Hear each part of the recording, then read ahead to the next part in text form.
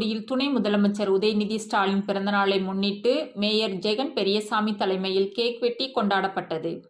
தமிழ்நாடு துணை முதலமைச்சரும் மாநில திமுக இளைஞரணி செயலாளருமான உதயநிதி ஸ்டாலின் பிறந்தநாளையொட்டி வடக்கு மாவட்ட திமுக செயலாளரும் சமூக நலன் மற்றும் மகளிர் உரிமைத்துறை அமைச்சருமான கீதா ஜீவன் வழிகாட்டுதலின்படி அண்ணா பேருந்து நிலையம் முன்பு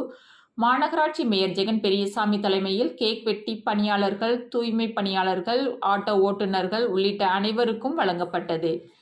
விழாவிற்கு மாநகர திமுக செயலாளர் ஆனந்தசேகரன் முன்னிலை வகித்தார். நிகழ்ச்சியில் மாநில மீனவரணி துணை செயலாளர் புளோரன்ஸ், மாவட்ட அவைத்தலைவர் செல்வராஜ், மாவட்ட துணை செயலாளர்கள் ராஜ்மோகன், செல்வின், ஆறுமுகம், துணை மேயர் ஜெனிட்டா,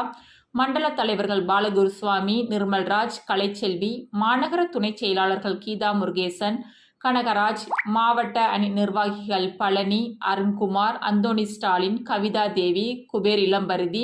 அருணாதேவி, பிரபு, நாகராஜன், நிக்கோலஸ் மணி,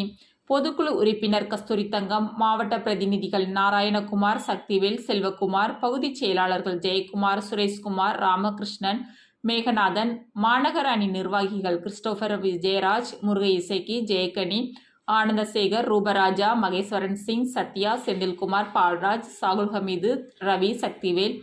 வட்ட செயலாளர்கள் கதிரேசன், பாலு என்கிற பாலகுருசுவாமி,